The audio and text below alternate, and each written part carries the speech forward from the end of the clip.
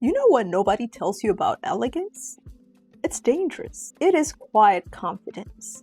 It's walking into a room and commanding it without saying a single word. And today, we're going there. These aren't your cute, everyday spritz and go scents. These are perfumes that whisper, I own the room, and I don't need to explain why. Some of them, they smell like power in a velvet glove, and others, secrets wrapped in silk. But each one, they will make people lean in and say, who is that? If you ever want to smell elegant without saying a word, stay until the end. Let's get into it.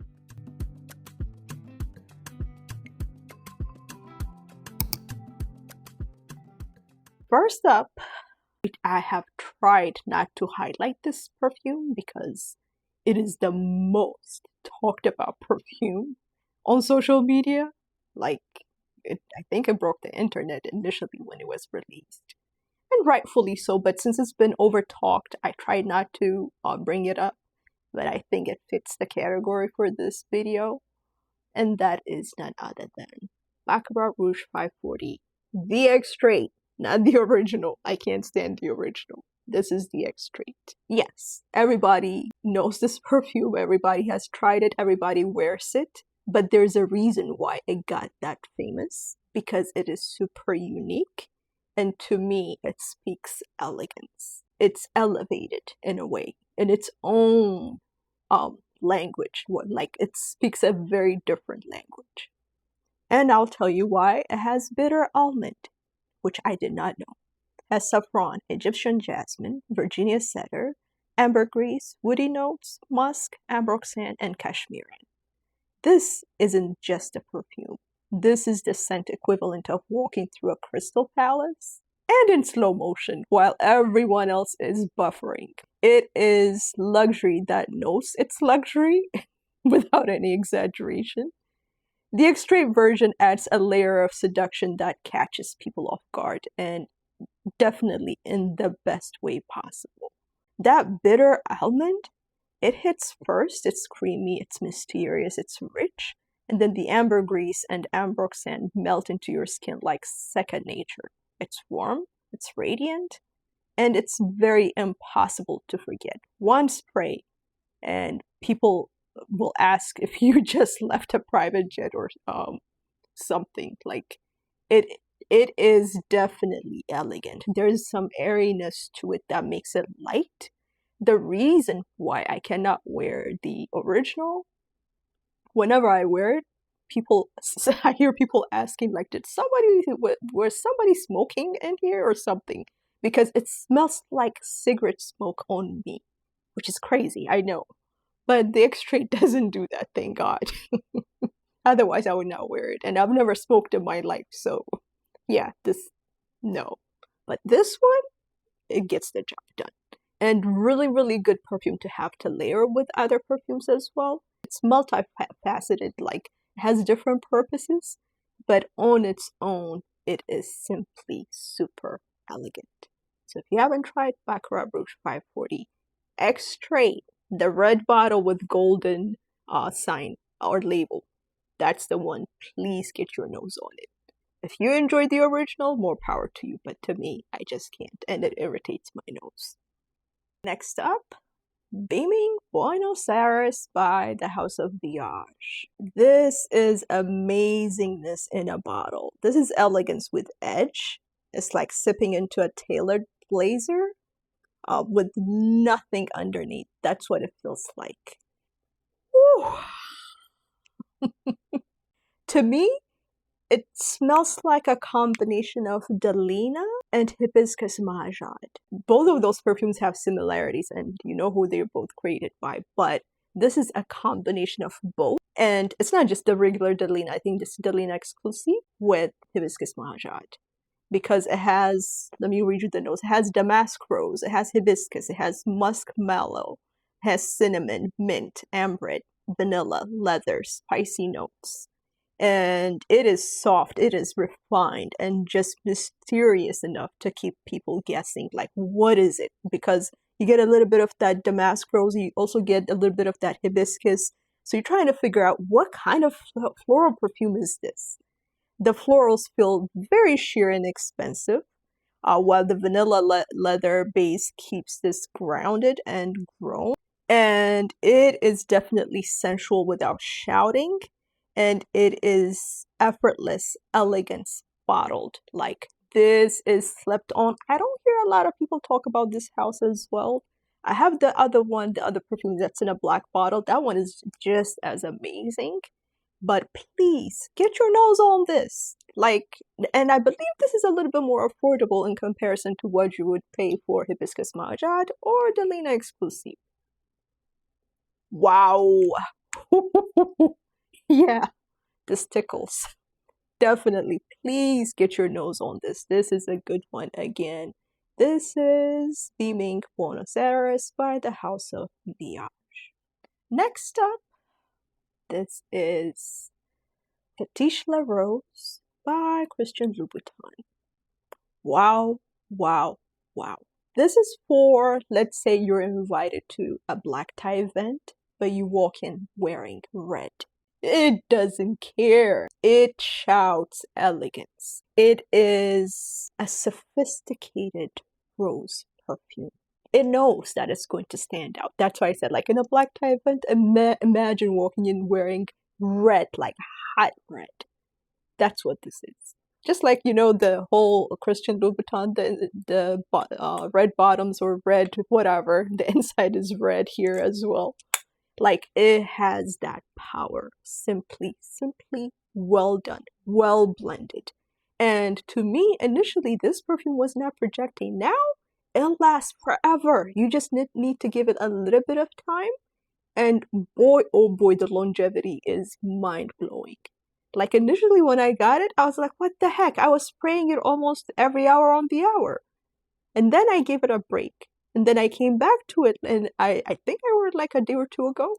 And boy, it would not let go. It would not let up. Like, this is crazy strong. Let me go over the notes real quick. So this has black cherry, rose, pink pepper, and ginger. Wow. That cherry is dark and glossy, and it's not juvenile. It's paired with pepper and ginger. It's like wearing a silk glove while tossing a match over your shoulder. It's sexy, it's stylish, it's elegant, with a rebel streak. It is one of a kind. I don't think I've ever smelled a rose perfume like this. I think the cherry plays just as strong a role as the rose, which is why it gives it that dense thickness that you feel. And the ginger and pepper also play that part as well. It's like a combination of all of them coming together. Perfect creation. If you're into that dark red fetiche type of scent, you cannot go wrong with this. Please give this one a shot. I've been waiting to figure out what video can I highlight this perfume because, and it's denting, wow. I am addicted to it. And I enjoy the house. I think lately I've been highlighting quite a few of their perfumes. And this is another one, but to me, I think it's probably my favorite from the house. I hope the other perfumes are closing their ears, but yeah. This is Baniyas by the House of Wydian. See, it's denting already. I love this perfume. It is thick, it is sweet, it speaks to my soul. It's just simply well made, and it lasts forever. Forever and ever. Yeah, it really does. And it has that scent because it has lavender, artemisia, bergamot, geranium, oud. I cannot feel the oud, but I think the strength is coming from the oud. Cedar, everneal, patchouli, sandalwood, and vetiver. If Mystique were bottled, this would be it.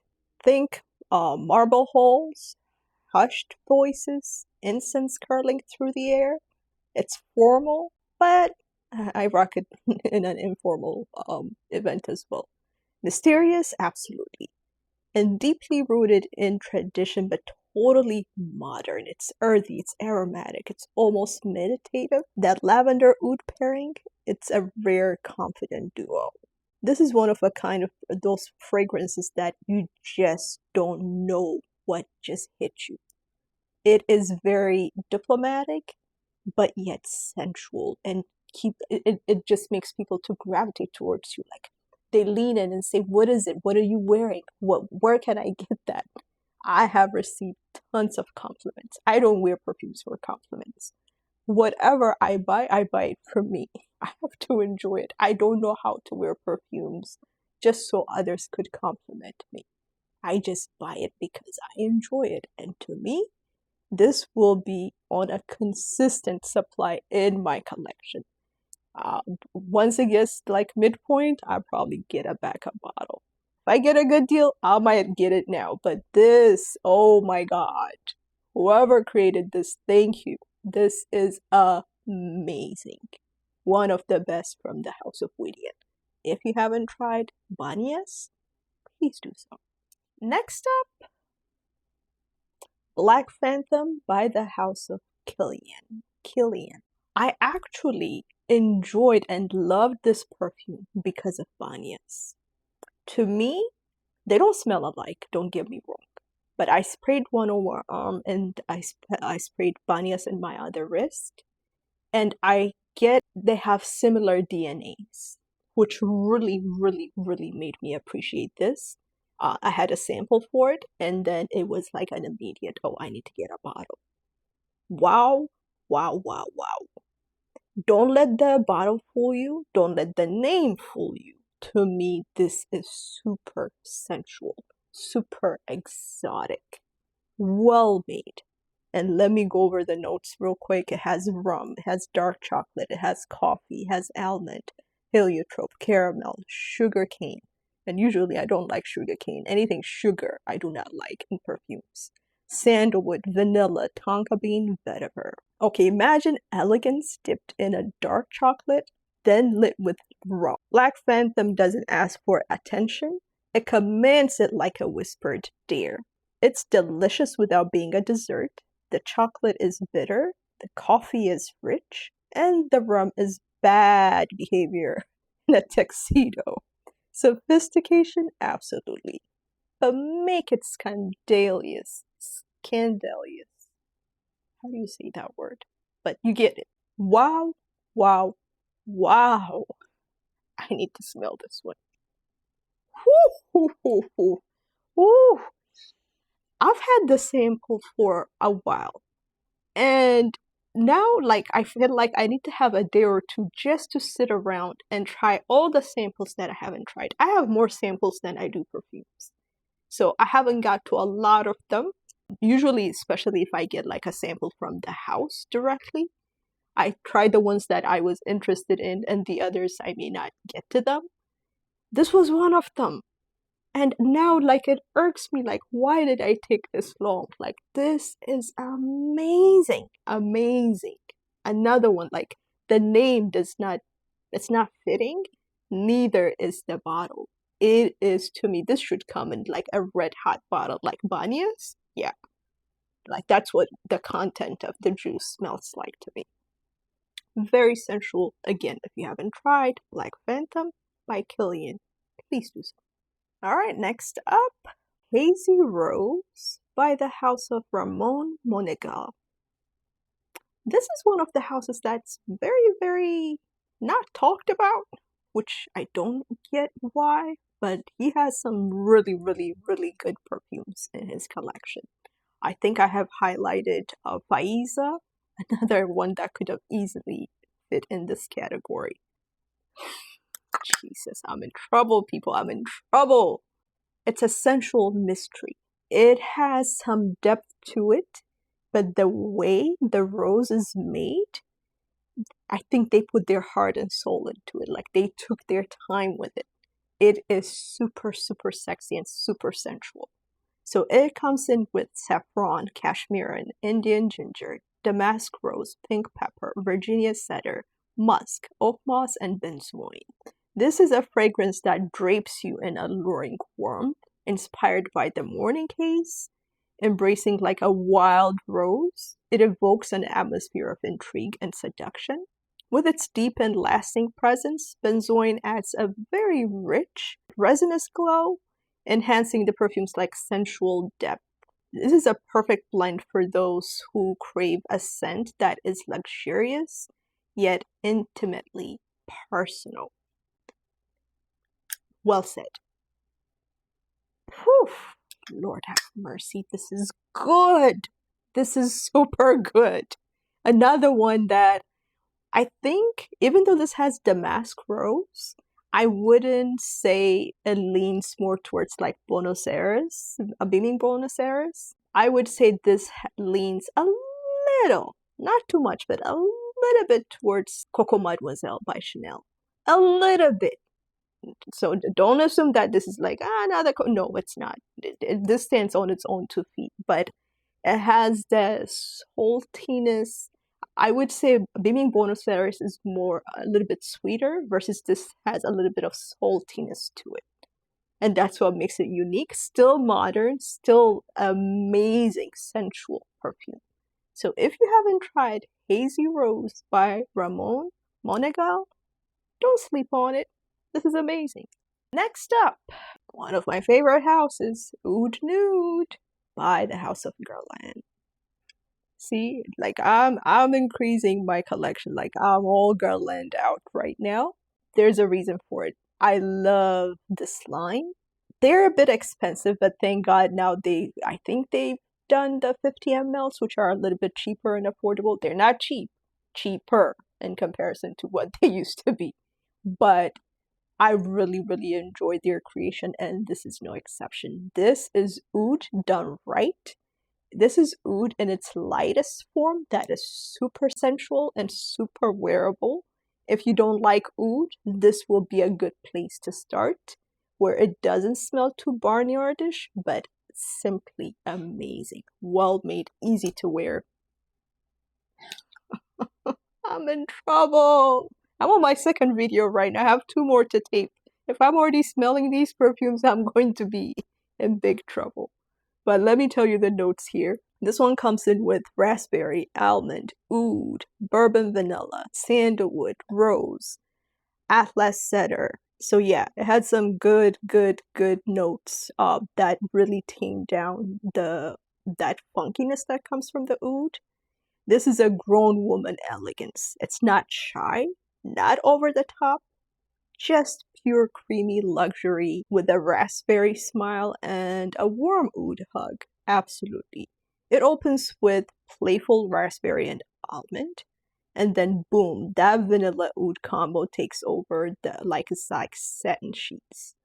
It's the scent equivalent of wearing all neutrals and still turning heads. Like this is, you will get compliments with this one. Like it has a uniqueness. Like people can, if you know the scent of oud, you can pick that, but it's not offensive. And to me, oud smells like luxury. Oud is super sensual. It could be animalic depending on how it's blended, but this one is not it. This exudes sensuality. This exudes class. This exudes depth. This exudes warmth, but lightness at the same time. So if you haven't tried Oud Nude from the House of Guerlain, please give it a shot. Next up, I tried to be a little bit more intentional with my selection for this video. So I tried to select like different notes. And for this specific one, I had to select one that has iris. And I had to pick one of my favorite iris perfumes. And this is Iris Cartagena by Bon Parfumeur. And I think it's 502. Their perfumes have numbers. There is something about Iris that I find super sensual because when it's done right in a modern way, I don't like Iris when it's like lipsticky. This is modern. Iris. It has depth. It has that powderiness. It has that uniqueness. It has that amazing sensuality that you just can't get enough of. Simply put. And it comes in with cacao. Wow, it has cacao too? No wonder I love it. rum, petitgrain, oh my god. Mandarin, iris, sandalwood, vanilla, cedar, papyrus, coffee, vetiver, sugarcane. Another one was sugarcane. I'm not into sugary notes, but seems to be following me these days. As long as it's done right, I don't have any issues with it. But this is smoky, powdery, warm, with a very cool factor that's impossible to replicate. It wears like poetry. The iris is creamy and is powdery, but never grandma-like. The cacao and the coffee gives it depth, and the papyrus and sugarcane wrap it in mystery. This is unexpectedly addictive perfume in a very sensual way. I can't stress that enough. If you're a lover of iris, you would definitely enjoy it. I mean, the name speaks for itself. If you're not a lover of iris, I think this is also a very good place to start. This has some darkness to it. Oh yeah, yeah, it's amazing. It's amazing. It's amazing. Please. This is another one of those houses that slept on. They have some really good selections. Please give it a shot, and please give the house a shot. Next up, it is Ambre Sultan by Serge Lutens. Another slept on house, another slept on perfume that is super well made. And by the way, you can find their perfumes at a super affordable price. Sometimes I look at the prices and I'm like, are you kidding me? They have some expensive ones, but this one you can find it at a very discounted price. Another well-made amber perfume that is super sensual and super sexy. Let me tell you what it has. It has amber, resins, bay leaf, myrrh, benzoin, sandalwood, vanilla, coriander, oregano, patchouli, angelica, and myrtle. This is a rich, opulent amber fragrance that transports you to the heart of an Arabian souk, where resins and spices mingle in the warm air.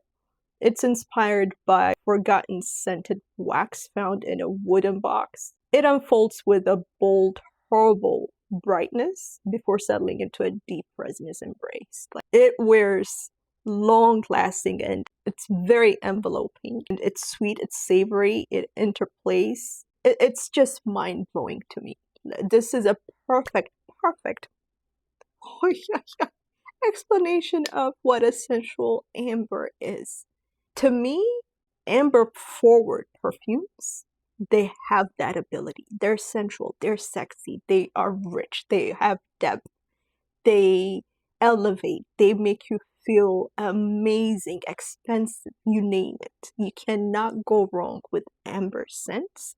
And this is one of those scents that is done super well. Again, I wanted to make sure that for this video, I touched on different notes or different perfumes that emphasize on different notes. The previous one was iris, this one is amber, this is amber done right. Again, if you haven't tried Ambre Sultan by Serge Lutens, please get your nose on it. Last but not least, you've heard me talk about this perfume a lot lately.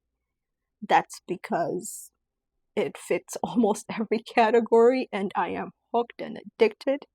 And this is Fleur de Mal by the house of Dries Van Noten. This is different.